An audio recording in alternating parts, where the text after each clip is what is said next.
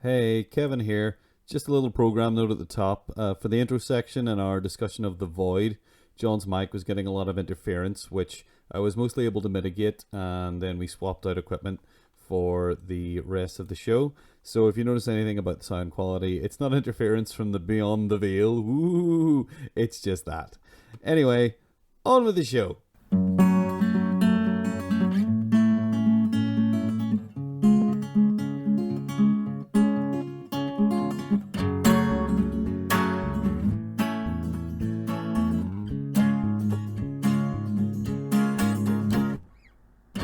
Coming to you live from a scary basement in a rural town somewhere in rural America, wherever that is. I'm not too good in my geography. It's this week's Apocalypse. I am your co-host, Kevin Lenihan. With me, as always, is John Ferris. John, how are you doing today? Spooked. I'm very spooked. Yeah. I'm very spooked and I'm very tired and wrecked.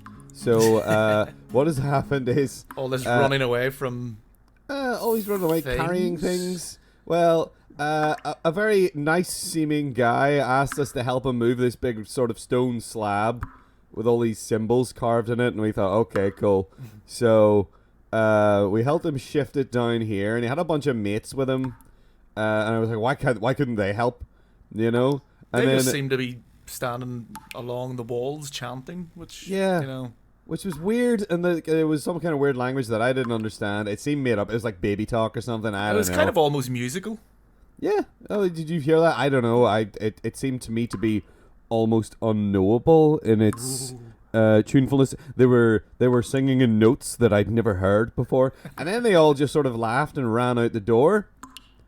And now we're in here in this locked room with this altar that we brought down here, and there's a strange sort of. I don't want to say that it's a rift in time and space because I've never seen one of those before. But if I had to guess. I'd say it was a rift in time and space. Yeah. I had a wee look in it earlier. Just to stuck one eye up to it. It's a bit bigger than, say, a peephole in a door at the minute. Though it's definitely gotten bigger since the last time I looked. I had a wee look through it, and there was sort of a strange star field, and then there was something that, if I was to describe it to you, John, I think I would go mad. Oh. If I was to say it out loud. If I just don't Maybe think leave about that to the end then. Yeah, we'll leave that to the finale. But if I think about it too much, I can feel myself losing my grip if I try to picture what it looked like. So, apart from the slab down here, of course, we have this. Of course, these guys obviously were using this as some kind of rec room. There's a ping pong table. There's a foosball table as well, which is actually got quite. I don't like football, but I like football's fun. Foosball's fun to play. And there's also a little DVD player in the corner with a bunch of DVDs, which is nice, and a big book that says Necronomicon on it. But we're not readers, John. No, we're not readers. That sounds like a phone book as well. Yeah, I know it does. Doesn't it? Sounds very official. I know it sounds like something mass produced by the government or something. I don't know. Boring. So we're not going to read that because that seems hard. Yeah, I'm not but I reading. would like. I mean, if I would sit down and watch a couple of movies if it would help us get out of here. These guys seem to have a very interesting selection of films here. Yeah. They all seem to be horror movies at least. I don't know if they're thematically linked because I haven't watched them yet. But they have here a movie called You could The say Void. that these movies are quite unknowing as well. Yeah, they're unknowing. We're unknowing of them. Let's say. Unknowable of them. So we have Jeremy Gillespie and Stephen Kostanski's The Void from 2016. Then here we have Stuart Gordon's From Beyond from 1986. And then we have John Carpenter's Prince of Darkness, from 1987. So I say we turn on the lights because I'm feeling very uncomfortable here. Yeah. With the lights off. I'm starting to get that skin crawling feeling. I don't want to be here. I'm getting that skin crawling the more I think of the thing I saw through the hole in the void, the hole in the whatever it is, the rift. I've been getting the skin crawling oh no, I have bugs under my skin feeling. Yeah. So yeah, it's pretty bad. So in order to distract myself from that, let's sit down and watch these films. All right, so I've been managing to resist the urge to peel myself like an orange. Thus far, so John, I've managed that for 37 years. I know it's very impressive. I do it on a sort of every 3 years or so. I'll have a nice orange peel. But before I fall to that, John, what did you think of Jeremy Gillespie and Stephen Kostanski's The Void? I thought this movie was very good. Ooh. I mean, this movie starts off with setting a woman on fire. I mean, of course it's going to be good. They start the show with a showstopper, as it were. Yeah. No, well, as far as just the pacing and the characters in this movie go, and we've said many times, get the characters right and you're sweet. Yeah. I really didn't like the protagonist at the start. He was he came off as kind of snarky and passive aggressive, and I was like, oh god, like, is this really our protagonist? And then after a while, he really steps up when shit starts going sideways, so to speak, and I kind of found myself rooting for him then, and that kind of goes with all the characters. They felt fairly real for the most part, and they were done very well. Like the kind of unnamed father type guy, he was pretty good at being kind of antagonistic, but also kind of you understood his motives without them kind of hammering you over the head with like, this is what happened to him and this is why he doesn't trust them. You know, they didn't do any of that. It was just kind of,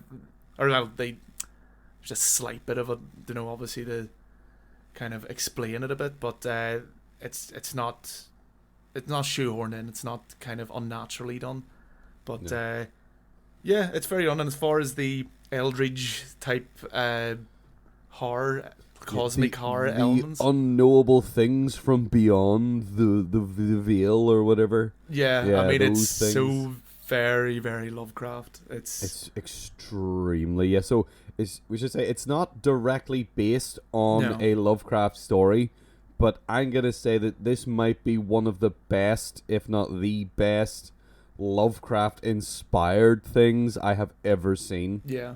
I think that as you say, like, the characters are great. I think the characters are all really well rounded. Some of them aren't likable people, but they're good characters. Like our main character is like, he's a guy who's just fed up with everything and his job, and he's not taking his job very seriously. No. Until, oh no, I'm suddenly in charge and I have to step up.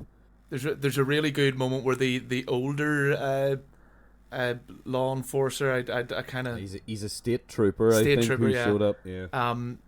Where he's kind of a bit of a dick. He kind of puts the main character Daniel down quite a lot, and then when stuff starts getting otherworldly, let's say, he crumbles. He just falls apart. Yeah. And doesn't know what to do, and that's when Daniel completely steps up to the plate and is like Mr. In Charge man, and it works very well. I thought it was quite a good wee turn in the narrative. Because everybody seems to know everybody. This is like rural America. They don't specifically say where it is, but like the state trooper, when he shows up, our main character we should say is like the local sheriff. Yeah. And this state trooper shows up, and it seems like the state trooper knows who he is and knew his father. Yeah. And basically says that he's not nearly as good a cop as his dad was. Yeah.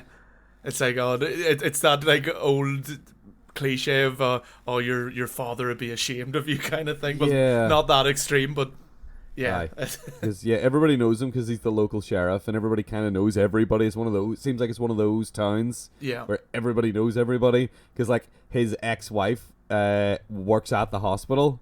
Yes. She's a doctor at the hospital, and which explains her dad is also the doctor at the hospital as well. Which sucks for him because it's his ex-wife and his ex-father-in-law, and he does not. That's why he's just like, he shows up to the hospital with a guy that he's found running in the woods who's got like his throat half cut. Yeah. Who can't, or like he's all messed up anyway. He's all like, someone's tried to kill him, and he's acting crazy. And he tells his dispatch people to let the hospital know that he's coming. And obviously they don't bother their arse doing that, because he shows up at the hospital, and then his ex-wife is almost annoyed to see him. Yeah. And he's like, did they not call ahead to let you know I was coming? And he's so fed up. And like at that point, I was kind of like, that's the point where I started to sort of start to sympathize with him.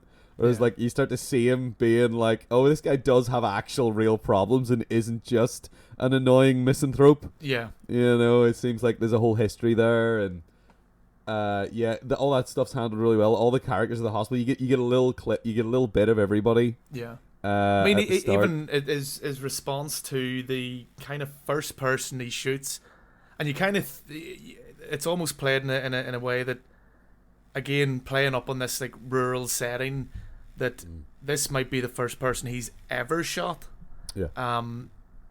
You know, after that happens, he throws up violently. He's shaking. He's very affected by it. You know, it doesn't just play it off as like he's not this like action hero type. You know, and I even appreciated that. You know, that it gives time for him to kind of deal with this. And again, this is why the older law enforcer guy, that's why he's like, yeah, you kind of crumble there, kind of thing, like looks down on him. Yeah. But no, like moments like that really do help round these characters off. Because it starts off, as you said before, it starts off with that scene. It's two people burning a woman outside of a house. Yeah.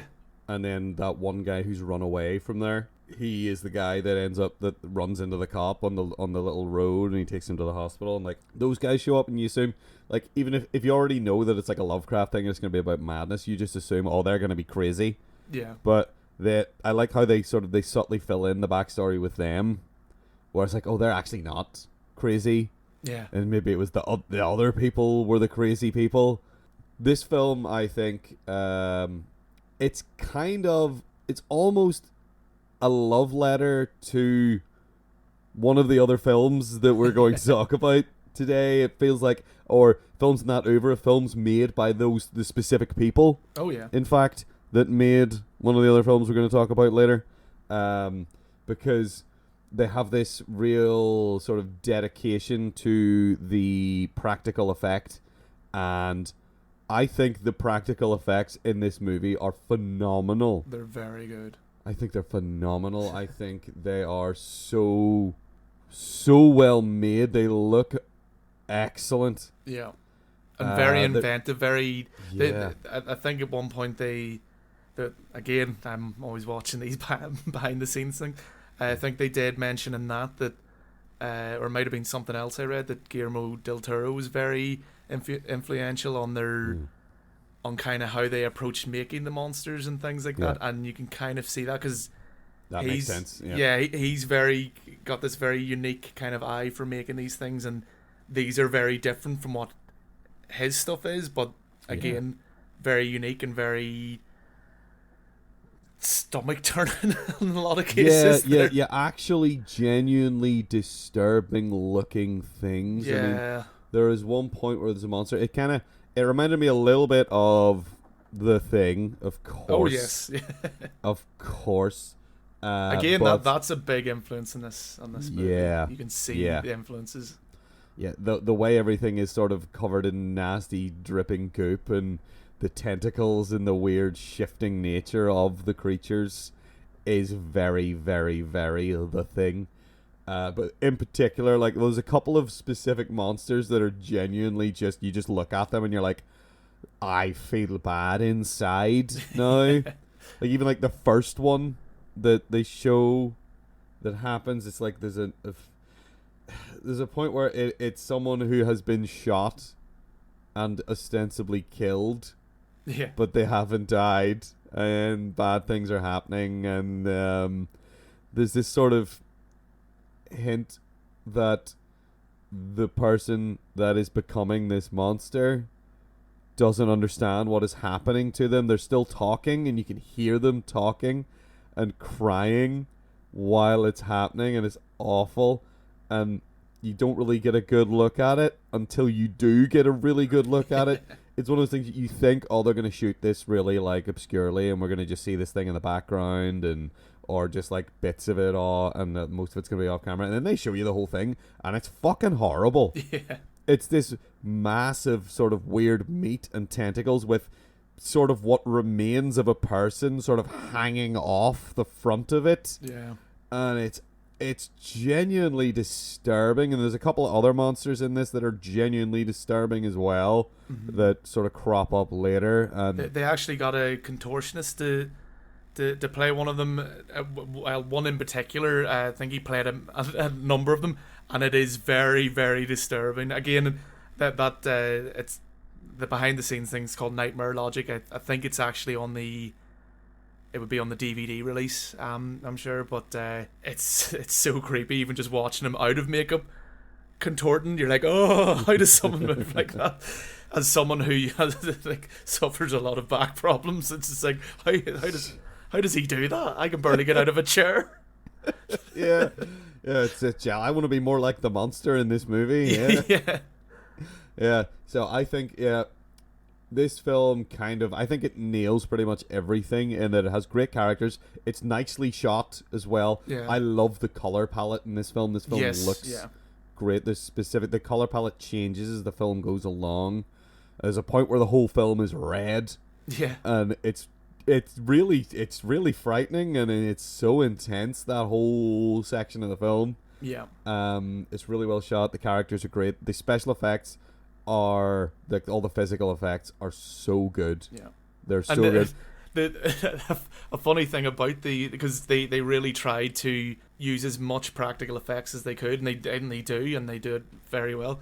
It's kind of really weird that the place that they couldn't use practical effects was the cultists just standing there with the hoods on, because the wind kept blowing the hoods. So they wanted the hoods to kind of stand up straight, like, look more foreboding and kind of unnatural. But everything they tried wouldn't work. So that's all CGI. So it looks, really? So all the cultist heads are CGI. So it looks more intimidating, and it works. And also that they had maybe like 2 or 3 actors playing these cultists. So they just copy and paste. They get them to stand in different areas in the car park and just add it all together, like, very basic kind of effect, but it works very well.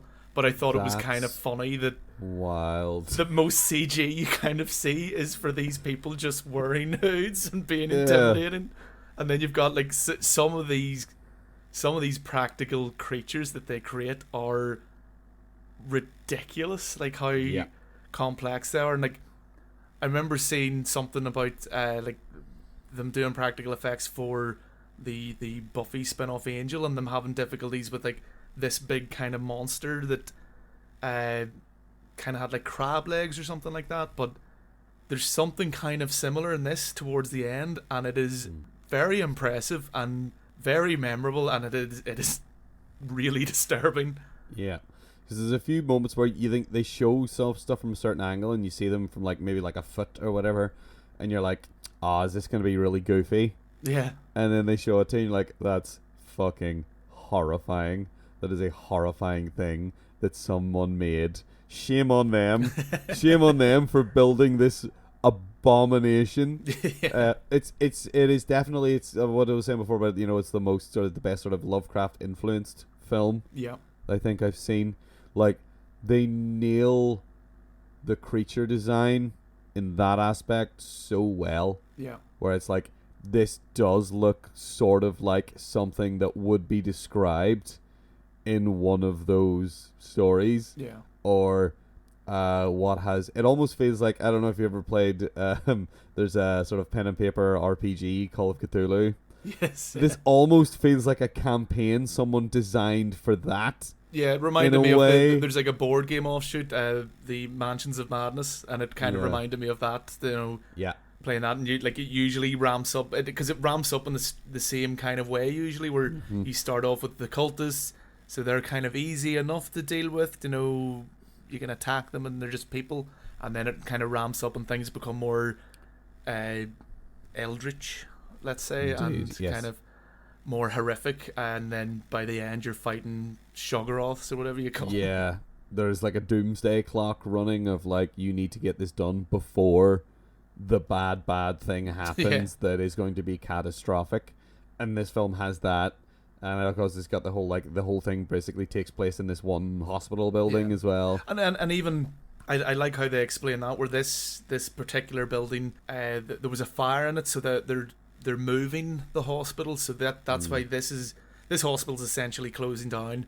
They have a skeleton staff because they're kind of in the middle or towards the end of the move, but they still need to keep this place open. Yeah, again, we're in a rural town, and it works for it very well. It is very kind of maybe convenient, let's say. Yeah, but it's the exact same excuse they use in John Carpenter's Attack on Precinct 13. Yes. John Carpenter.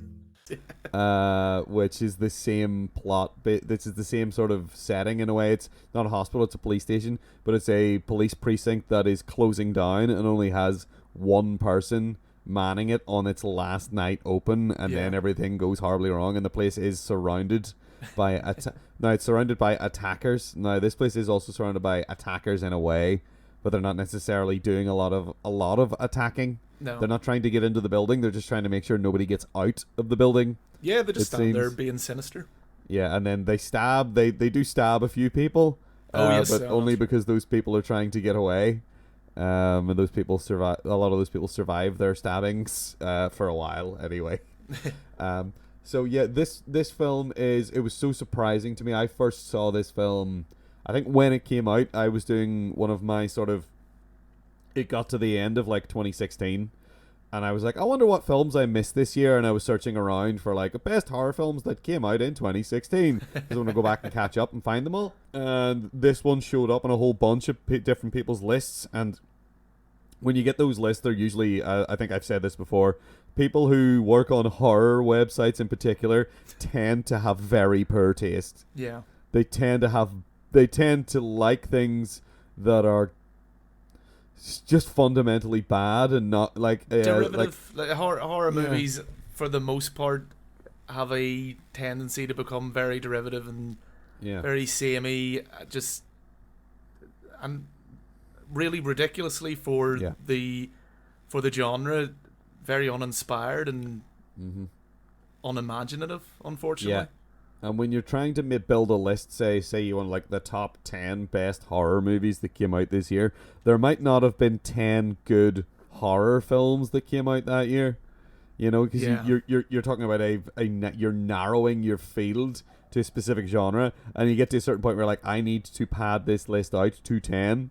So whenever I look at those lists, I very often take them with a huge fistful of salt, because I have had experiences before where I've looked at those lists and then watched like a bunch of films from someone's list and been like, these were all shamefully crap and you should be ashamed to have made a list that had these movies on it. But that's neither here nor there. This was on one of those lists and I was like, oh, I don't know, but oh look, there it is. It was on Amazon Prime. Don't know if it was on Prime. I think I rented it from Amazon at the time, because like, oh, that's that thing in the void that was on lots of people's lists, I guess I'll give it a go. And I was so surprised by how good it was. Like it's shocking, it's surprising. There's a few sort of twists along the way that are actually surprising twists. Yeah, you know, it's not necessarily jump scares. Some of them are wrapped up in jump scares, and then you're like, because you're not expecting the scare to come from where it's coming from. Yeah. Certain characters being involved, maybe, that you didn't realize were involved, and people you maybe thought would be involved that aren't. And it's one of those movies that's kind of, I don't even really remember the jump scares. There was, like as you say, there was a handful of them, but because it gets everything else right, it gets the tension and the characters and everything builds up very well, and the pacing's very well done in it. That not only do I forgive it, it's the use of the jump scares, which can be cheap, but I don't remember them. Like I vaguely remember kind of areas where like, oh, it was probably in there. There was like something happened, but it earns them in this movie. They don't feel cheap. They don't feel like shoehorned in. And it feels genuinely, whenever you see things that are supposed to be otherworldly, really feel otherworldly. Yes, yeah. They really feel like they are, unfamiliar and do not belong I suppose in that's our world. and like it's one of the benefits of doing like this kind of cosmic horror type thing is that Yeah. things that don't make sense. We're like, how can something that size have come out of there? Yeah. Kind of. It's almost like the cheapness of like a Harry Potter, where it's like it's magic. It's magic. Yeah. Shut up. Yeah, exactly. But Cosmic horror. What do you want? Yeah, it's cosmic horror, and that gives you a pass for a few things, mainly with dimensions, like the Yes. dimensions of things, the shape and dimensions of things get fuzzy with cosmic horror, which is nice. Yeah. Because it lets you get outlandish and explain it, and also be incredibly imaginative Yeah. and disturbing, which is another one. These guys, the guys that made this movie, they made a couple of other wee films. They made a wonderful little short one that you can just go and watch on YouTube called BioCop, which I have watched. I watch it regularly now. Every now and then I will stick it on since I discovered it. It's so funny. Yeah, it's just about a melting cop that, like, if he gets his melty flesh on people, they melt, and he's invincible and he can't die and he's constantly suffering. It's a fake trailer for a movie they never made. Yeah. But it's so funny. But they also made a film that is pure imagination and just let off the leash, called Psycho Goreman. I have yet to see this shit. I love Psycho Goreman. I think Psycho Goreman is beautiful. It has a huge sort of, again, reliance on really good practical effects. They look good. They're goofy. It's hard to describe it to someone accurately without them seeing it. It's kind of stupid, but there's something about it that is just they're so dedicated to their tone. I think that's what the thing about these directors is, that once they get into it, once they get a tone, they are dedicated to their tone and they stick with it. Yeah. Like, the tone of Psycho Goreman is not like the tone of The Void, but it is equally out there, and once they get a hold of it, they stick to it. And it is just like the practical effects in Psycho Goreman are crazy. It feels like they just went mental with it. They just went they're like, what's the most ludicrous, weird thing we can design? Is it and both have of it them, move or around? Is it the No, Stephen it's Steve Kostanski. They're both involved. Oh, right. Okay. This is the only one of their films where they are both down as directors. Yeah. Because Stephen definitely seems like the one more kind of. I mean, don't get me wrong. He's down as writer and director here as well, but he seems very involved with the special effects, and I think he is very hands on with that stuff. If not, I think he actually is like a special effects, like a practical artist. I'm not as surprised. Well. Yeah. I'm not surprised. I think it's, again, I know I've mentioned this before, it's like whenever they, like, John Wick was made by stuntmen. Yeah. When you get a movie, and this is going to come up again later, when you get a movie that where special effects people are given a certain amount of creative control, things can get really wild and they can get really interesting. And I would recommend, like, some people don't like Psycho Goreman because there's a child actor in it who actually puts in a really good performance. Right. Her character is annoying, but I feel like the echo chamber of the internet and the anger of fools puts that through a filter, and they're like shouting about this kid, and it's like, no, the main character in Psycho Goreman is this, like, 8-year-old girl who is the sort of perfect amalgam of every annoying bratish sister character that has ever been in one person. I think people find her annoying. I thought she was great. I thought she was a brilliant character. I could see people being annoyed by her. Yeah. I think the performance of the actress in that case is phenomenal. I think she's brilliant. So I thought we were supposed to be talking about The Void, and I'm just talking about Psycho Goreman. But Psycho Goreman's wonderful. It commits to its premise in a way that a lot of films don't. Yeah. And it's very much like The Void as well. Yeah, it gets really just trying to reel you back in. Absolutely, just like The Void. It commits to its premise. and it like the void didn't lose me at any point. There was no point during the void where I was like, aye, whatever. It for me it did, but it was literally the very last scene I thought could have been cut out and seemed a wee bit. Yeah, a little bit unnecessary. Maybe the last shot. Yeah. You could have it just end before that and just have it go. I feel like maybe they felt like they needed to have something that reflected some kind of conclusion. Yeah. I guess. And you're right. That's not necessarily necessary. It's a weird. I shouldn't have said that sentence. But I think it didn't detract from it. For me, I was just like, okay, cool. Okay, well, the rift has gotten quite a bit bigger right now, and I think even you, John, from your position hiding in the corner, can see that beyond the beyond in the starfield, the strange nebulas, the way they move, and of course, yes, the giant eye that I see that is looking at you as your mind slowly melts, and it seems like there's a little tentacle formation starting to sort of crawl out of each of your ear holes. Yeah. So why don't we? Before, did it? No, I had never noticed it before, but I'm mad, so who knows? Before we lose all sense of reality, John, what did you think of Stuart Gordon's From Beyond? Ooh. I know. Well, much like the void, it gets straight into it from the start. Yeah. But unlike the void, it comes to a screeching halt not far after. I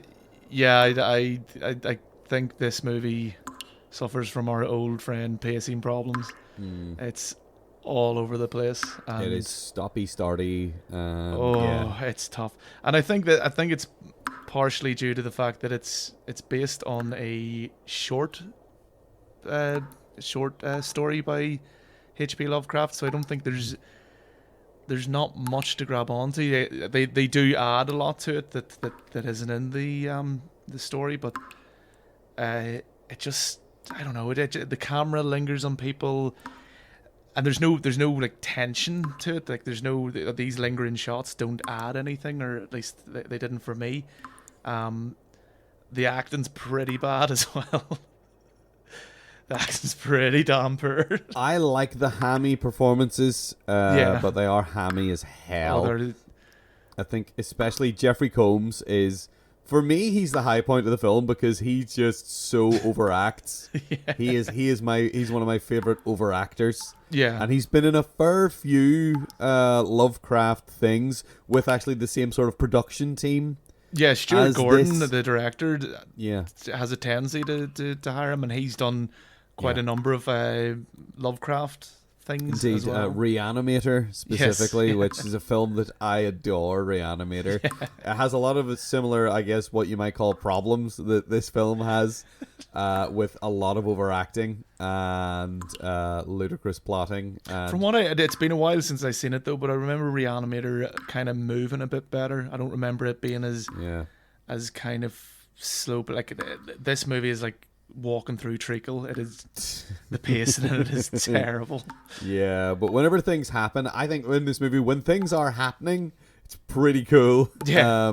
I think, like we were just talking about the void there, and I think when you see the void and you see this film, you can see mainly in, let's say, creature design, or like even maybe the sort of the way the creatures behave, or the creature specifically behaves, feels like it influenced the void a fair bit. One particular guy, I mean, like he's a creep, and it's kind of this film almost has a sort of a Hellraiser-ish kind of feel to it for me. Yeah. Of here's someone who's a creep who is trying to find a way to be a bigger creep by passing through or observing or becoming part of another dimension almost. They're very quick to kink shame people in this. They are indeed. That's like one of the first things that happens. Really, it's kind of throughout. If you're into like kind of bondage or anything like that, then you're immediately from beyond. Yeah, indeed. Yes. I think because they get like, I think they tried to extrapolate some stuff from, because in the Lovecraft story he does talk about the pineal gland, Yes. and how this vibration stimulates your pineal gland, and then that allows you to see into the other dimension, as it were. See from beyond, let's say. See into the beyond, yes. But then the things there can then also see you right back. Yeah. But like in the time since that story was written, more things have science has moved on. Yeah. And I think they tried to update it in that way and stick with the pineal gland thing, but the pineal gland thing does regulate like sex hormones. Yeah. So they lean into that a little bit too much. I think it does make for some fun, weird special effects and behavior from Jeffrey Combs, running about the place with his weird third eye, his literal third eye His protruding. His wee dickhead coming out of his forehead, running about the place and like sucking people's brains out through their eye sockets, which isn't in the short story. No, but it's definitely a, like, Brian Yuzna, who is the special effects guy on this. He's one of the producers and also was responsible for, I think, Reanimator, he did the special effects for as well. Yeah. And he did his own film at one point called Society, which the entirety of that film is just this one long build-up to this final extreme special effects scene. Yeah. And it's a movie that does not mess around with its metaphors about the rich eating the poor. So I think the practical effects in this I really, really like, and they're from people who have influenced other practical effects artists heavily. Yeah. It's just the same people who did Reanimator, and I love the effects in Reanimator as well. They're great.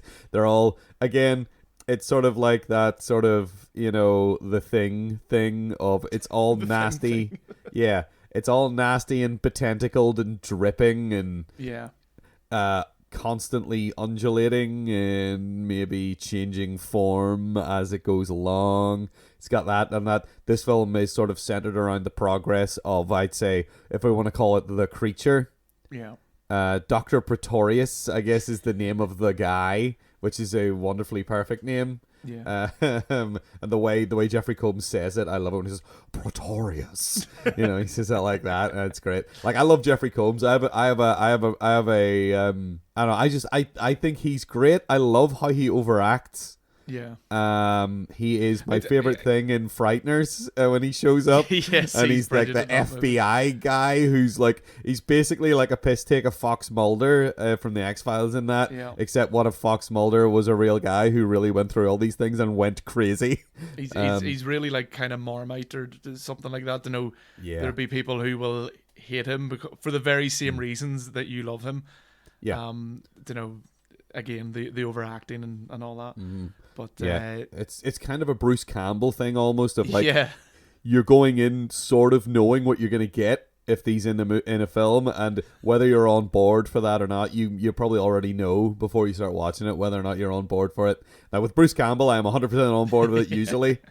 Jeffrey Combs, I'd say the same thing. I love his sort of overwrought, overdramatic performance, and his line delivery is sort of breathy thing that he's always doing. I love it. He has this like real gormless look that he does all the time, which is I just did it to you, but people can't hear that.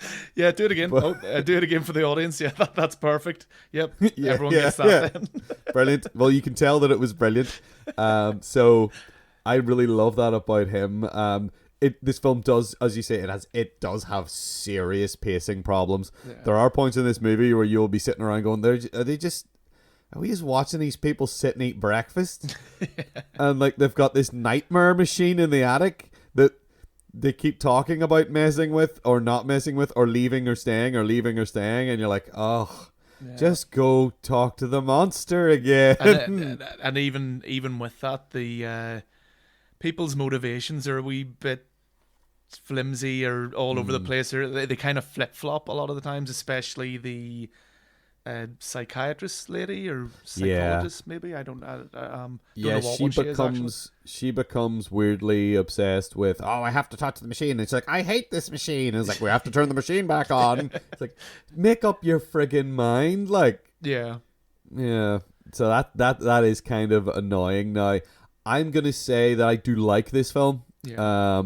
But you are right in that the pacing is a problem. And if you're not up for people being overwrought and dramatic and just over the top and maybe irrational sometimes, For certain things I am. For this, I just felt it dragged on that bit too much for me, and it never fully grabbed. Like I appreciate that I really like the concept of it, and it's very unique. But again, can't really give them points for that, considering it's a Lovecraft thing. It's very much it's the an idea. adaptation. Yeah. The idea is very much taken from the short story's called From Beyond as well, isn't it? Yes, it is. Yeah. Because there's a few different ones. He's got a few that kind of have this other mirror world, let's say, that people see. I remember there was, what was the other one called? There was something about a witch's house. Oh, it is Dreams in the Witch House. Yes, yeah, it's kind of similar in that, but I think it's the architecture of the room or something makes things happen.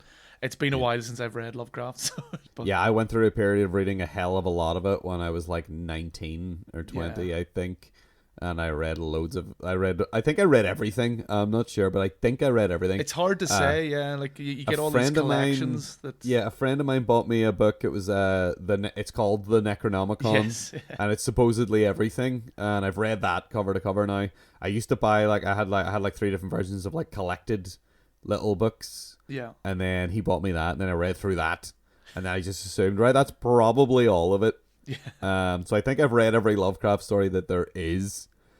So there's a few things about like that that draws from conceptually, and like in the same way that The Void did as well. Like there's like Pickman's Model is one, where it's about a creature from another dimension that is like, if you look at it, you know, it's disturbing and frightening and maybe messes with your mind when you look at an image of it, because it's like, and it's not even like, the whole thing is that like a guy has been painting from life something that is disturbing and horrible and otherworldly. Now, people don't necessarily go mad looking at the thing in this. It's more about like what the vibrations are doing to their brains. Yeah. Is how they characterize it. To the only kind of sensible character, Bubba, I think. Yeah, like Ken Foree. Yeah, he's from the dude from. I always think of him as, now he was in Dawn of the Dead, which is one of my favorite. It's probably one of the best zombie movies. Yeah. Easily like top 5, if not higher. But I always think of him as Keenan's dad from Keenan and Kel, because I saw him in that before I ever saw any of the actual real films he was in. Yeah. So it was weird for me watching him the first time I saw Dawn of the Dead when I was like 15 or 16. I was like, what's Keenan's dad doing there? Yeah, that's exactly what that's Keenan's dad. Now I do think of him in the terms of, he's no longer Keenan's dad for me. He's the guy from Dawn of the Dead, but it's always in the back of my head. In this, his performance is alright. It's a bit, again, everyone's ridiculous. Yeah. They try to make his character a bit like too idiosyncratic. Where he's like smiling and laughing at things all the time and saying these weird colloquialisms out of nowhere, and like he's really like straightforward. Even after having experienced the machine, and you're like, what the hell? Like, you have a bit more of a reaction than that. He's a bit sensible. He does want to leave. I mean, like, because what happens is Jeffrey Combs, well, Tillinghast, the character name's okay. So Tillinghast wants to destroy the machine. Mm-hmm. But he's still fascinated by it. The psychiatrist, Catherine McMichaels, she wants to experiment with it more and is trying to convince herself that, oh no, we just need to be more careful next time. Yeah. We'll use it again, but we need to be more careful. Da, da, da, da. And then he straight up says to her, I've heard this kind of talk before. You sound like a junkie. Yeah. You know, and he's straightforward. So he's kind of guy, you're on his side most of the time while he survives. Yeah. Of like, he's right, they should just go and burn the fucking house down as they're leaving. Yeah. But nobody ever listens to those people in horror movies ever. The person who says, "I say," like it's like in Aliens when they're like, "Yeah, I say we take off and nuke the site from orbit," and then you're getting the argument from like the corporate guy, and like, "Fuck up, mate." And like you almost know as soon as he's the one giving the good suggestion of let's just go and burn this place. It's like, oh, dude, you're dead. Yeah, they're gonna. You're too sensible to live in a horror movie. They're gonna try and get rid of you, aren't they? You're at least gonna get really badly hurt by the end of this thing. So yeah, I mean, people's motivations are quite clear. The psychologist's motivations do flip flop all over the place, though. It seems to be that just happens to keep the film going. Yeah. Because as you say, it's based on a short story, and maybe there's not enough there to fill out an entire movie. I kind of think the whole. I thought this would have been better as almost like a Twilight Zone episode or something like that. Something in an anthology, or like make it tighter and shorter, make it punchier. I think it would have worked a lot better. Make it 25 minutes, maybe half an hour. Yeah, because I think especially Lovecraft has so many short stories that you could do it quite easy, like have 4 stories in one movie or do something like that. Do a wee anthology for Lovecraft. But as it is, you feel every second of this movie. Okay, well, I think Pituitary gland will be raging. Indeed, yeah. Well, I'm definitely picking up what you're putting down. I think I like this film more than you did. Yeah, but I'm also it's been a while. Like I remember seeing it probably when I was too young, and I remember it freaking me out. Like I remember the Dr. Pretorius, is it? Yeah, it's Pretorius. Yeah. I remember like him kind of freaking me out and being, and like getting through it. So at that young age, it was the fear and the tension did get me. But at this age, I'm 37. I was watching it and going, he looks like chewed up like bubble gum. He reminds me of that show, The Mighty Bush, had like a bubble gum guy in it, and it was the Hubba Bubba Nightmare. Yeah, that's what this guy is. He's a Hubba Bubba Nightmare. And then like especially when the wee gland comes out, it's hilarious. The wee pineal gland like looking around the place. Where are you at? Where are you at? I'm gonna get you. Gonna get you. Till I suck your brain out of your eye socket. Indeed. Yeah, fair enough. And the overacting stuff. I mean, I did actually enjoy it when things happen, but it just felt like that was few and far between. Yeah, I know what you mean. Especially coming off The Void. If you've watched The Void right before this as well, it's kind of like, it's a little disappointing to go back and look at it and be like, oh, but the way The Void handled this stuff was like so stellar. But I still really like From Beyond, and I will defend the aspects of it that I think are worth defending, mainly Jeffrey Combs. Full stop.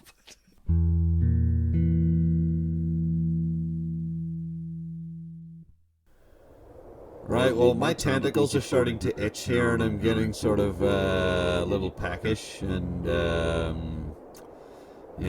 starting to look very betentacled yourself there, mate. Yeah. I mean, I don't know if those are even technically eyes anymore that you've got. The rift has basically subsumed the entire room. We're just sort of free-floating in I don't want to say The Void, because it's the name of one of the movies we just watched. But it was named that for a reason. Yeah, it was named that for a reason. We seem to be free floating in the void with the horrors and the strange. Free floating in the Prince of Darkness. Indeed, the strange. Now, that's a terrible segue, John. That's a terrible segue, but I'm going with it, John. Since you brought it up, and we're in a bit of a hurry now because I don't want to lose my mind to The Void go and end up From Beyond. Let's Prince of Darkness. Let's Prince of Darkness the hell out of here. Yeah, my mind's lost. I don't know how these things work anymore. We are two bucket heads falling through the dimensions. So, John, what did you think of John Carpenter's Prince of Darkness? Prince of Darkness, the Prince of... wow, my brain is dead, actually, break there. This movie is probably more similar to From Beyond than it is The Void, let's say. Oh. Yeah, I mean, again, this is another one that the pacing is kind of bad. Yeah. I mean, I did watch an interview with John Carpenter, kind of talking specifically about this movie, and this movie's like a cult classic, really. You know, much like From Beyond, loads of people really love this movie. And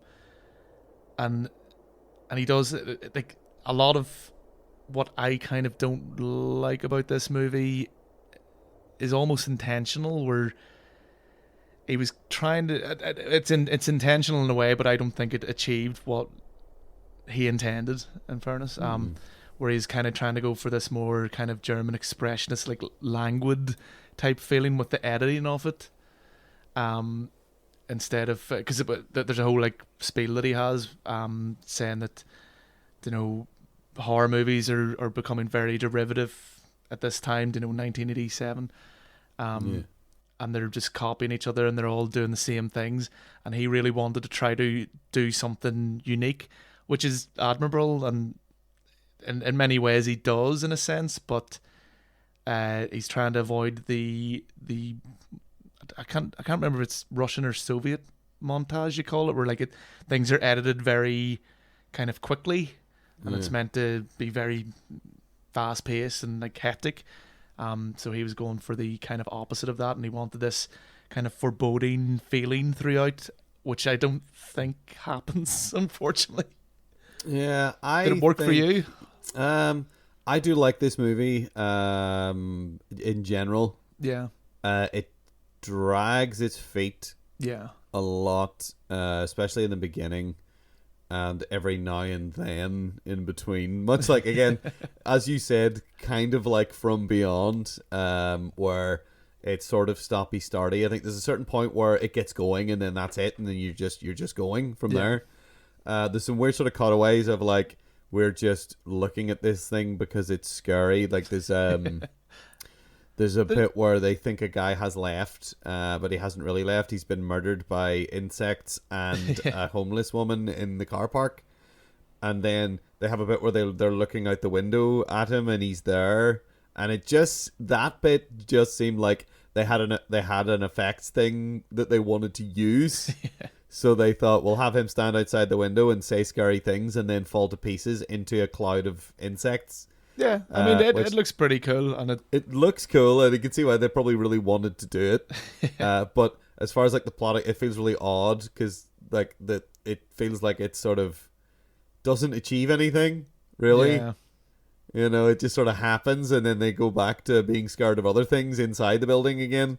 I mean, that was pointless. I found a lot of similarities between this and John Carpenter's Vampires, where it had this kind of, you know, large sequences of repetitive music. The music's slightly better in this, I will say. Way better, because the music in it would have to be, because the music in Vampires was absolutely he phoned it in for that. Like awful. It was like that was like a rush job. He was, fuck, I have no music in this movie, and he just quickly grabbed his guitar and went do do do do do do. There's a lot more thought put into it. But parts of it are actually good, but it is kind of repeats the same like couple of bars a lot, and it will be doing the same thing as Vampires does, was this music will play over people kind of just milling about doing nothing. Yeah, it's like there's nothing to be sort of scared of in this scene, but it feels like the music is trying to build tension regardless of that. Yeah. And again, it's so strange as well. Like, if this was his only movie, I would kind of quickly go, yeah, he didn't know what he was doing, but John Carpenter knows what he's doing, and he's created tension, and I mean, we'll just go for The Thing, because it's the obvious one to know. Created tension from people like kind of doing very little, or like just you know, the way it's shot and things like that. He's done it with ease, or it seemed with ease, in movies like that. And Halloween as well. And Halloween, yes, of course. But to me, like a lot of these shots just lingered on the wrong thing, or just like for a while it just seemed like people were like walking into a room and then kind of like going, what am I doing here? And then like walking out, and you're going, that happens a lot. what the hell is going on? Like, did they know they're being filmed here? Yeah, it seems like they wanted to make it seem like these people were super busy. Yeah, doing the things, and that's why they were distracted and not noticing that things are getting weird. It's also a really weird premise, though, that they get these students in. Mm-hmm. So it's like physics students and maybe some like some religious ones or some language ones. There's a couple of theology students. Yeah. Like there's one woman who specializes in old religious texts. Yeah. That's why she's there, because they need her to like look at this book. And then there's a whole bunch of physics people who are there who have come from the university to help out the priest played by Donald Pleasance. Who I think is great in this. He's so just like constantly desperate and worried and frightened and a little bit pathetic a lot of the time.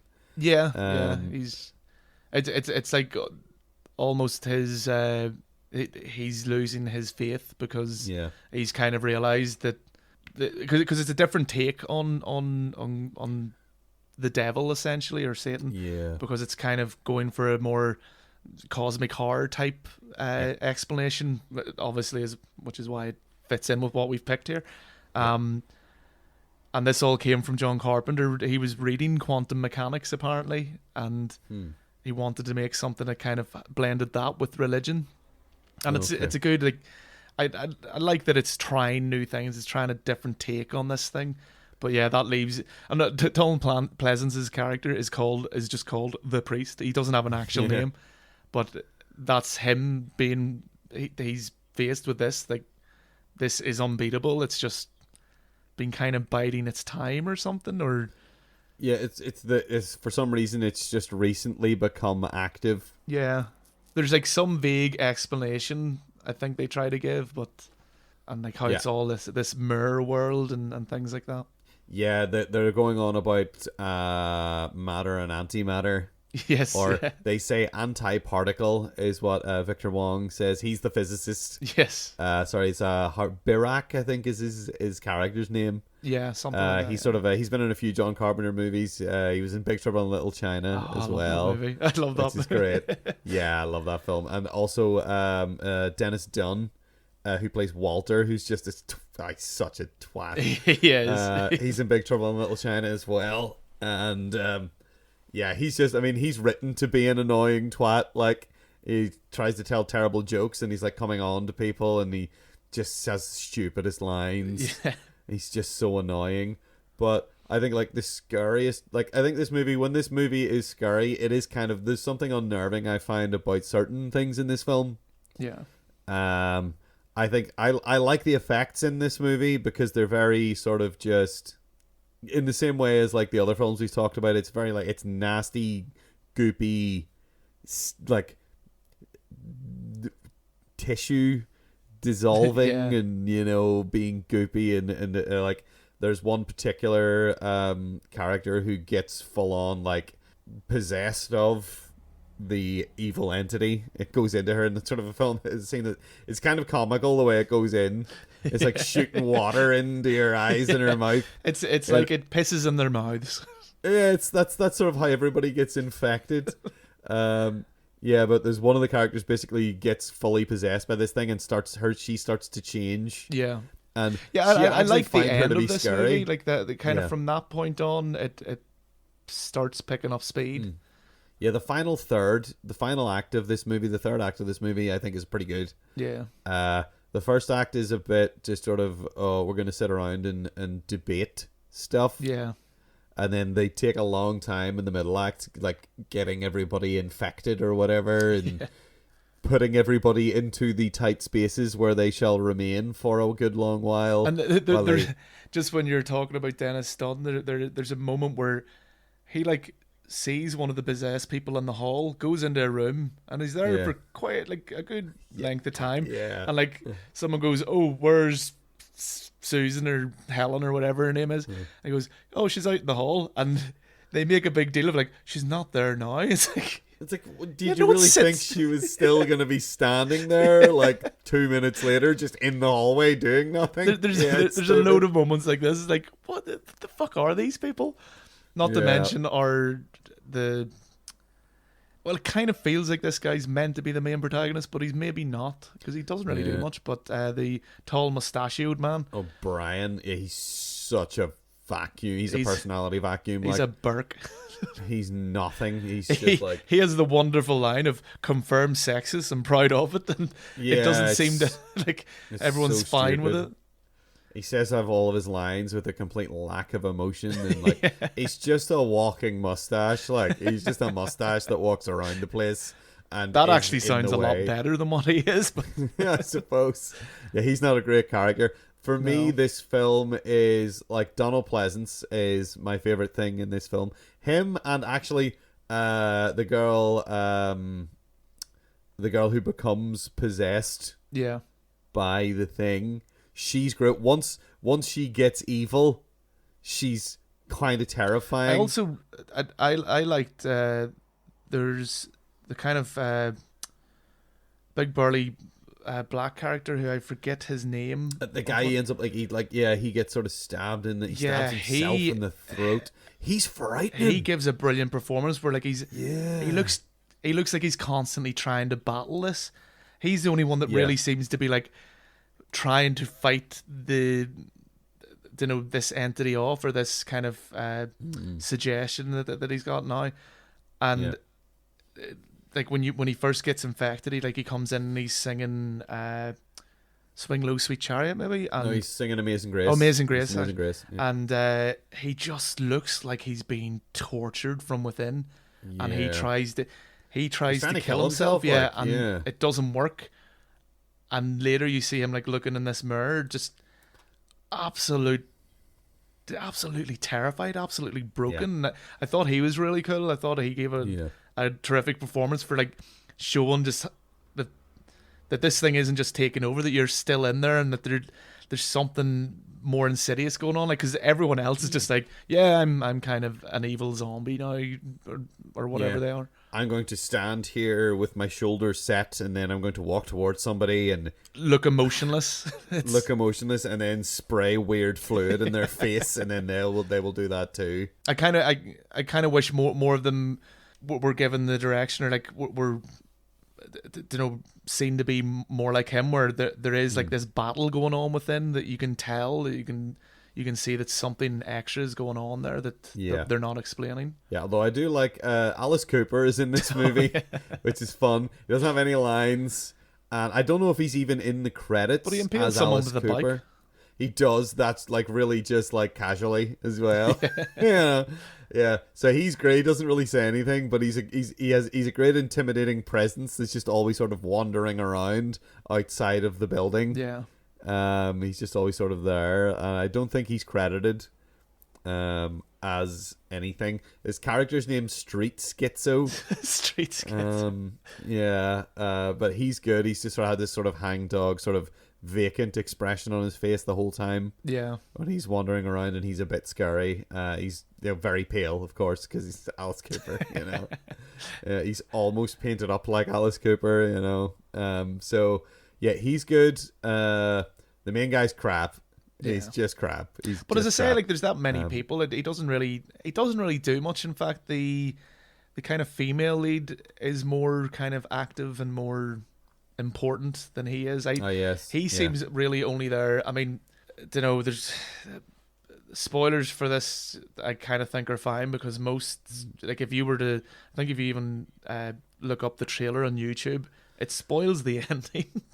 Yeah, I think the ending's actually, if I remember right, the ending's actually shown in the trailer, which should be a crime or something. That's really bad. Yeah, so I think he's only really there to have that kind of fake out thing at the end and all that. Like, he doesn't really seem to play much of a role apart from being a charisma vacuum. He just runs around the place. We just sort of follow him about more than anything. Yeah. While he meets other characters more than anything, and he's not interesting at all. But I like this film. I like the effects in this film. I like the concept of this film. Yeah. I like the idea that, I guess it's the idea that it's about Jesus was an alien. Yeah. You know, that's fun. And that, like, the devil is this real physical thing. Yeah. You know, this real embodiment of evil that is in another dimension. Yeah. That, like, can be reached through, like, it's the mirror image, and then they take that literally at one point, where it's like it's trying, like, the sort of the woman that becomes possessed by whatever it is that's in the tank, I guess the son of the devil. Yeah. It seems to be implying that. Yeah, she can reach through mirrors then in an effort to pull him out, and it's quite creepy. Like, all that stuff's really creepy. Like, especially like when she initially reaches through the mirror and you get this sort of big weird sort of giant fetus hand. Yeah. That's sort of grabbing her, but then as she's pulling it out the mirror through the other side, it's this like red clawed hand instead that's coming out of the mirror. Yeah. And that stuff's really and good. It looks like it's going to be Tim Curry's Darkness. From Legend. Yeah, it does, doesn't it? It looks like it's that kind of demonic figure maybe that's about to be unleashed on the world. So that's fun. I mean, I like all just the little scenes, especially as you were saying, the scene where Donald Pleasance is hiding behind a boiler. Yeah. And the guy is standing in front of the mirror, manic and laughing, and he's sort of trying to reach through the mirror, and he's distressed, and Donald Pleasance is sitting there reading from his Bible and just having a mental breakdown. Which he's most of the film, he's having a mental breakdown. He has some great outbursts where he loses his temper. Yeah. But he's not losing his temper with people. He's losing his temper with the church. Yeah. And he's like, they lied to us. They lied to us. He's so mad at them. And I think, I like this film a lot. It is very slow to start. Yeah. And once it gets going, I think it's fun and also slightly unnerving as well. It's quite unsettling at times. And I think whenever they do the special effects, they look good. Yeah. Like, you know, they don't look stupid or daft. They're really good effects. Like, they are, yeah. For me, I think it's very much the same as From Beyond. I was about to say From Darkness there. Mix the two together. Prince of Beyond. Indeed.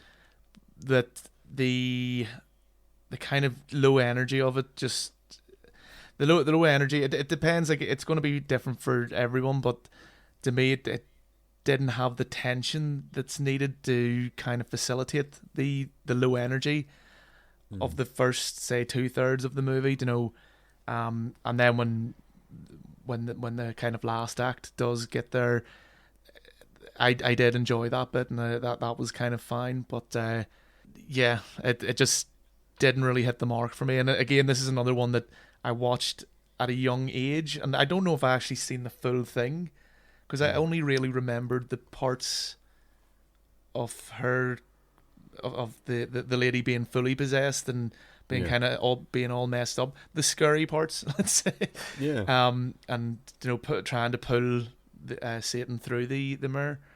But yeah, like rewatching is going, I don't remember a lot of this. I can't imagine a very young me would have sat about.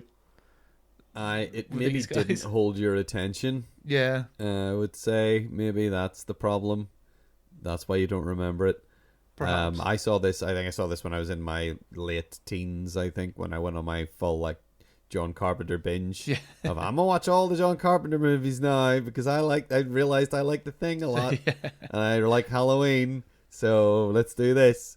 And yeah, I remember quite liking this because of the unusual concept at its core. Yeah. I think that's what really grabbed me about it, the idea that there was this physical presence and that it was like interdimensional rather than like actual supreme beings and demons and stuff like that. It's like, no, these are just something from another dimension. Yeah. I mean, I appreciate it's trying a different take on things as well, which I would rather have something like this where someone's tried a new idea, and for me it didn't work out. It has for a lot of people.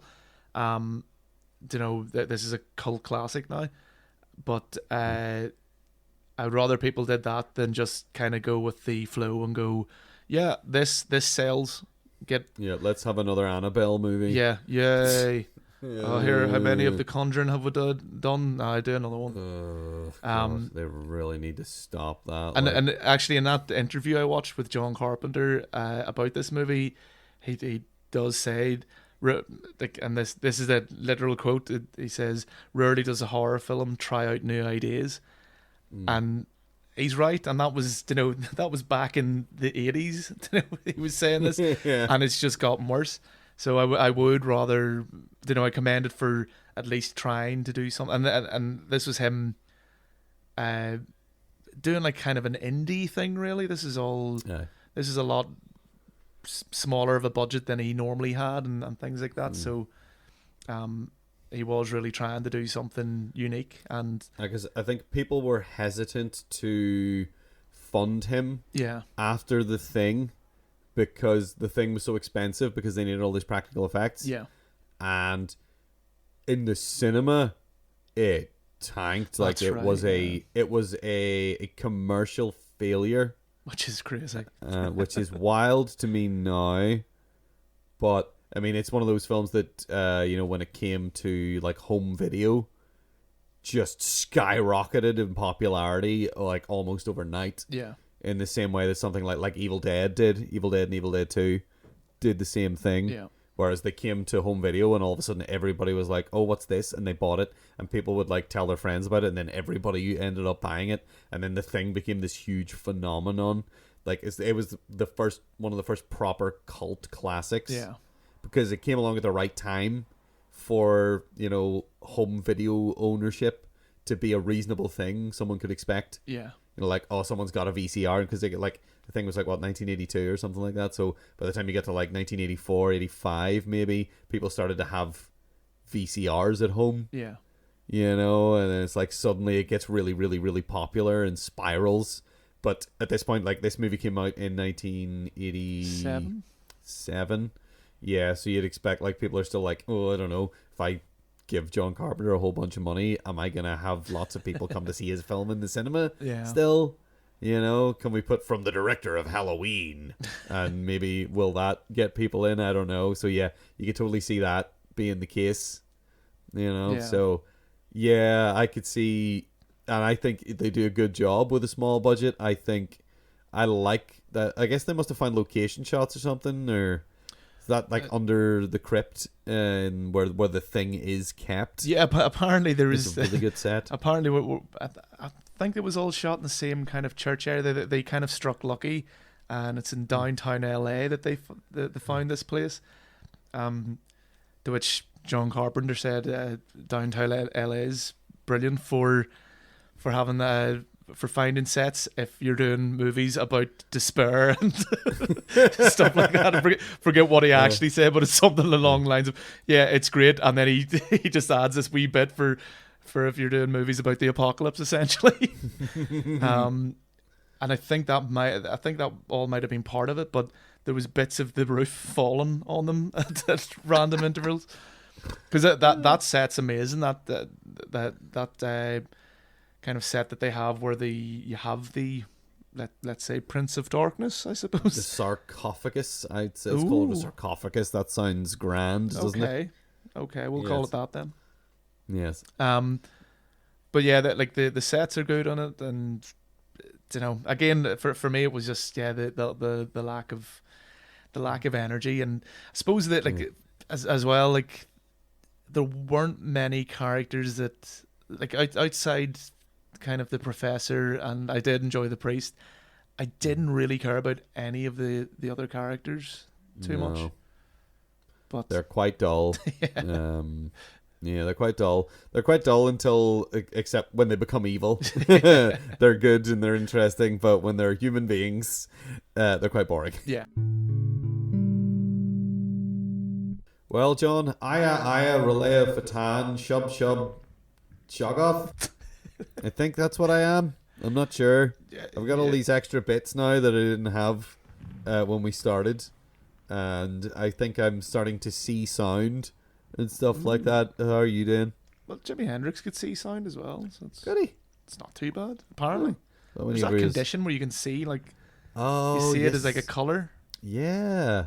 Like the color Sounds from amazing. space. Ooh. That sounds really amazing, Yeah. doesn't it? Actually, that sounds really cool. Yeah. You doing Uh, alright over there? No. No. I'm doing terribly. How many livers have you got? I don't want to count them, especially because they're on the outside now. Yeah. That's not where livers are usually kept, No. in my experience. But they've all got little eyeballs and tentacles all over them, so, you know, the Yeah. swings and roundabouts. Yeah, so well, I'd like to get out of here, but, you know, before we do that, maybe we should just decide what one of these movies we prefer. Yeah, we're in an incredible amount of strange pain, but Yeah. but I would really like to know, John. In fact, yes, which No of better these- time for it. Yeah, there's no better time to work out, John. Which of these movies did you think was the best movie? It's really kind of obvious for me, It's isn't it? stupid, isn't it? I'm an open book every time. Uh-huh. Yeah, I enjoyed I enjoyed parts of the other ones, but the pacing and the characters really kind of didn't help. But I thought the Void really succeeded where the other ones kind of failed. Like the pacing throughout the whole movie, like everything kind of ramped up in a satisfactory way, and the characters. I mean, I'm trying to think of there might have been ones that weren't as well developed, but it didn't matter. They weren't needed to be, and they focused on the characters that they should have, and they gave them enough backstory and enough character that you were fighting in their corner. You know, the protagonist, you were worried for him going in. Like, you know, there's a scene where he's like opening this door, and you're like, "Oh, don't go in there! It's going to be terrible." And then it is. Yeah, and then it's terrible because everything is awful. Yeah, it makes good on the promise of being horrible. And also, like, there was a lot of, you know, watching the behind the scenes thing. There's a lot of problems they had production wise, where a lot of financiers were pulling out. You know, so they didn't think they were going to get this movie even made, and I think it kind of says a lot about, you know, this small crew. Everyone, all the actors, all the special effects guys, even the office staff they mentioned, were all kind of convinced that this was going to be good, that they were making something special, and I think that kind of comes through. You know, it could be me just believing, you know, some corporate bullshit hype that they said on camera, but it kind of does feel like there was a lot of, again, we say this quite often when we like a movie, there was a lot of passion in it, and a lot of it seemed like everyone cared about it. They even point out that the main character, the main protagonist, forget the actor's name now, who plays him, but Aaron Poole, he got really intense, and like everyone else was kind of like, okay, but it kind of helped them get into the spirit of the scene. But all the other actors weren't kind of. They said he wasn't method, but he was kind of not a kick in the arse off it. Yeah. Okay. Cool. But it's very interesting. Behind the scenes thing you should watch. Yeah, I'm thinking I have a long list of behind the scenes things now that you keep mentioning. I'm like, I must go watch that. And I just haven't had the time to get around to it. It's been I've had a weirdly busy month. So I haven't been able to, but I really want to for this. And I was saying to you before we started recording the 12 Monkeys, hamster factor thing sounds cool. They're both very good. Yeah. So I think yes, you're definitely. I accept. So you love The Void. Then of all these three, it's the best one. I might be in your corner with that. I knew you would be in kind of like a awkward position here. I do love this film. I think I love it. It's another one of those films that I feel like was like a discovery I made on my own sort of thing, you know, of like, I'll give this a chance. Here's this weird thing. And like, I really like the cover art for it is really like another thing that I saw. And I was like, that looks like it might be right up my alley. Yeah. You know, because it kind of reminded me of like when I saw it, I was thinking like, oh, it looks like it might be something like In the Mouth of Madness or something like that, you know, because it's got all these tentacles and it's called The Void. It's a movie that could be overlooked quite easily. In fact, I think I'd seen it on is it Amazon that it's on Amazon Prime? It is. And well, it was when I first saw it. I think I had to rent it. Yeah, but no, that's what I watched it on for this. And I I remember seeing it there for a while, like going like constantly like, should have watched it, should have not, you know. And it wasn't until you recommended it, it was like, yeah, I should have watched this a long time ago. It's very enjoyable. It's good. Like, I mean, it makes good on its premise. Yeah. So effectively, where it's like, you know, you hear a lot of like Lovecraft related stuff. There's a lot of Lovecraft related stuff these days. Lovecraft adjacent, and this is Lovecraft adjacent because it isn't specifically based on a Lovecraft, but it feels like it is one. No one seems to be going the blatant racism they're avoiding route that shit, he always had in his books. Yeah, it was heavily addressed in, there was that recent TV show, Lovecraft Country, which I thought was 50% brilliant and 50% absolute trash. That's always the problem, really. It was half great and half awful. Weirdly, when it was dealing with the racism stuff, it was at its peak. It was brilliant. It was fascinating. It was enraptured me. And whenever they tried to do the Lovecraft stuff, it was stupid. It was hammy. It was cheap. It was like cheap. I mean, when I say cheap, it's like BBC Doctor Who levels of crappy special effects, and just. Yeah, I mean, it was abysmal, and like the way they weirdly, that stuff all felt forced in to a story that probably should have been just about racism and stuff, and you can have like supernatural elements and shit like that, but they did it in I was excited about it because it was Jordan Peele was involved, and I have liked all his films. Yeah. But the racism stuff was handled so well, and everything else was handled so poorly. That it was just, there was one, I've stopped watching it. There was one episode, I think it was episode 6 or 7, and they had this just insane digression that was one of the most embarrassing things I've ever seen in a TV show. To the point where I was like, I'm just going to switch this off and not watch the rest of it because I don't care anymore. Yeah. Thanks. But it had been sort of good. It was 50%, again, it was 50-50 thing. But anyway, so it doesn't make good on the Lovecraft stuff at all. No. At all. But this does in buckets, big buckets of blood and goo. It makes good on the Lovecraft stuff in a way that I've never seen anything else quite match up to. Lots of tentacles going into orifices and stuff. Yeah, like it's nasty and it's vicious. Yeah. And it's disgusting and it's skin crawling. It's genuinely skin crawling. It's maybe a bit late in this podcast to be asking this question, but what for a good cosmic horror adaptation or movie or whatever, what would you say you look for in a cosmic horror thing? Because it's kind of like a big blanket term, like. It is. You could argue that 2001: A Space Odyssey is cosmic horror in a way. Yeah, it is. Well. For me, it's basically, it has to involve like some kind of interdimensional thing. Yeah. And it has to be like the other dimension has to be not a parallel dimension, not like one where it's like you and me, but we've got different shapes of beards. Not the Star Trek sort of, they're evil, they're a fascist federation because they have goatees. Not that. It has to be like, this is a completely different universe fundamentally. Yeah. In that the things there are so different from us and the way physics even works that we can't understand it. Yeah.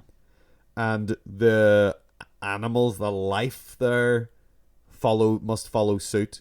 It's something that you look at it, you can't even understand what the hell it is or how it functions or what it wants, and it is unknowable. It's about the unknowable in that specific way of, this is another dimension where,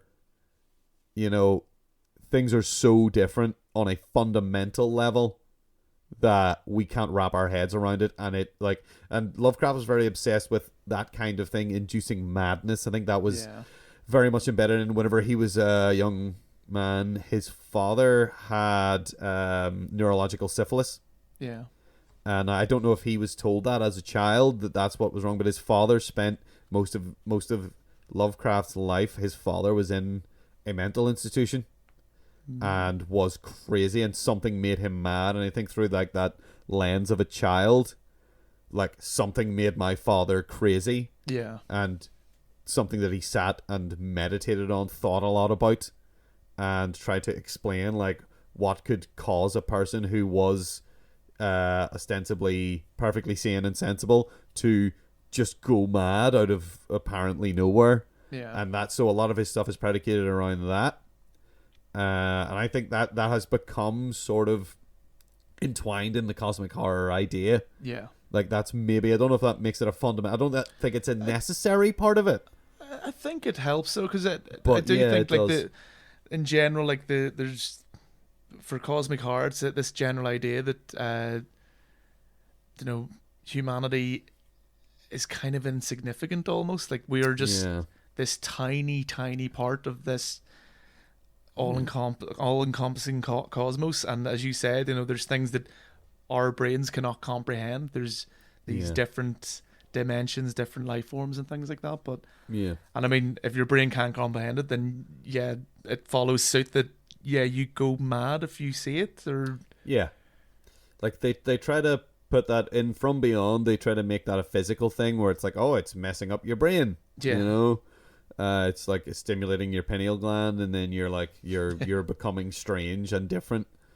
In Prince of Darkness, it is evil, and the evil is infecting, and it's this thing. They don't really deal with the we're all going mad. It's very much you got infected with the thing, and now with the evil.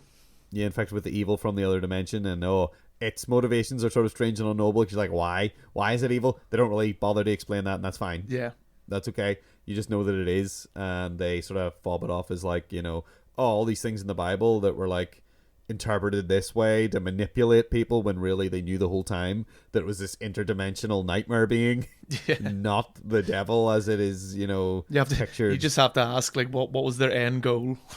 yeah.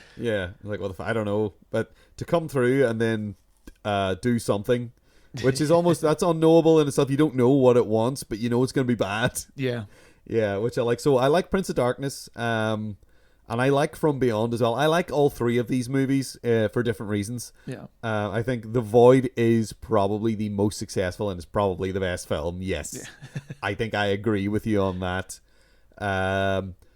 From Beyond, I like the overwrought performances, and I love Jeffrey Combs running about the place. Go, you don't understand. He's done it better though. He has done it better.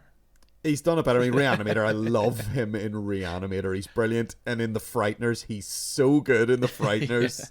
He makes that movie. I like The Frighteners is a good movie anyway. Yeah.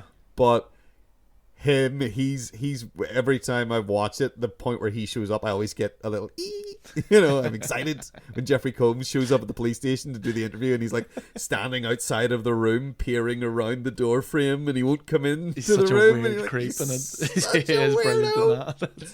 He's so good. And he's doing that in this. He's running about the place and whatever, and it's that I enjoy.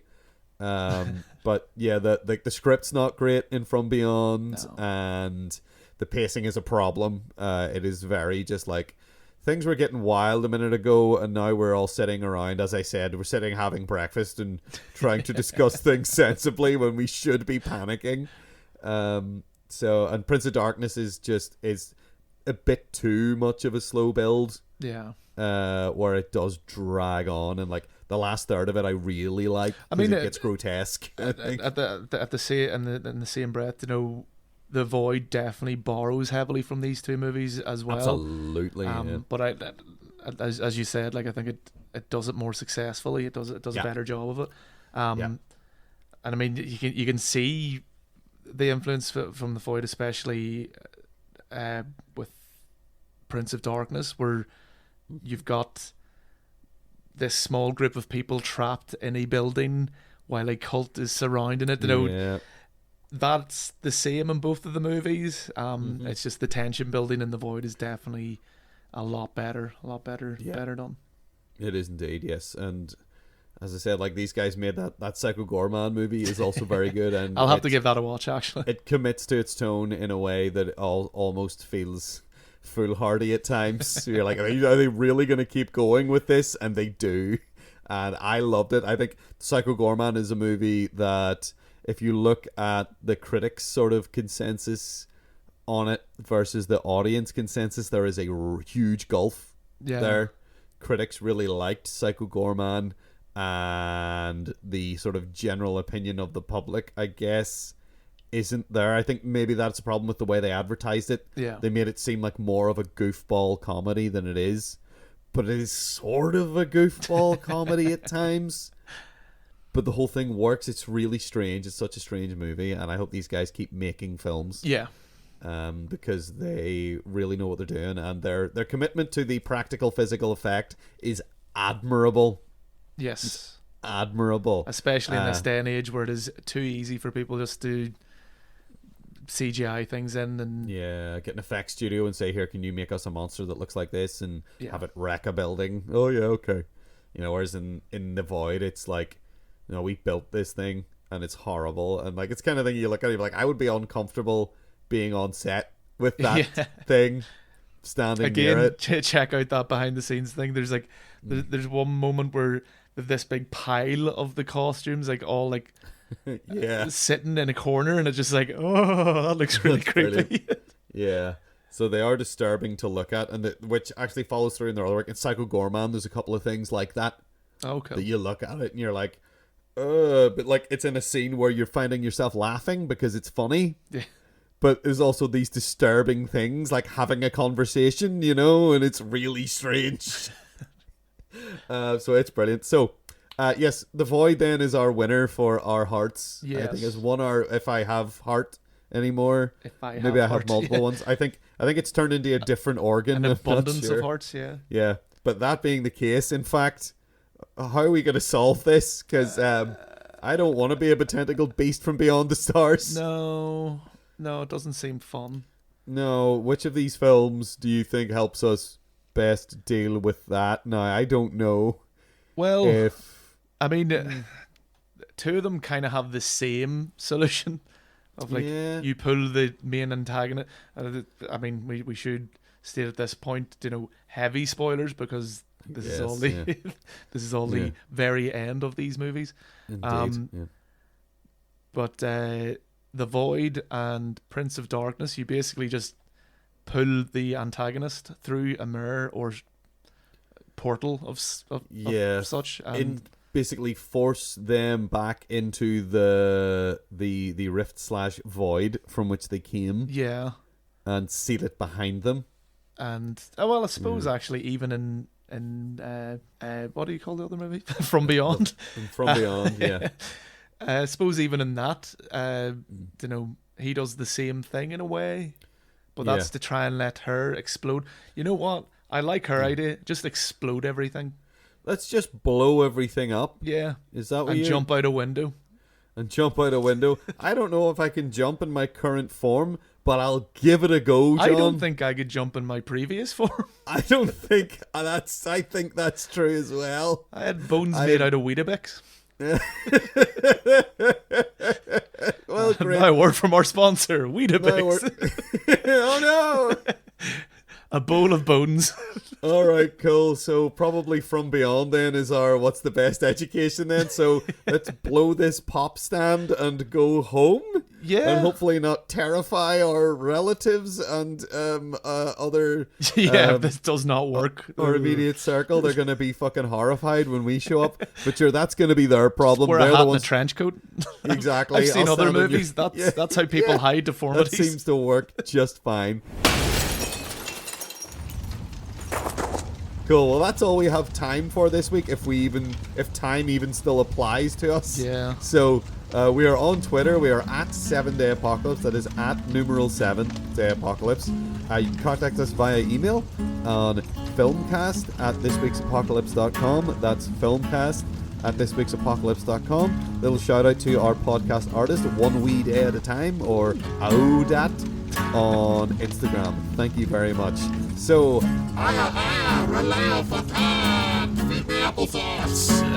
what he said.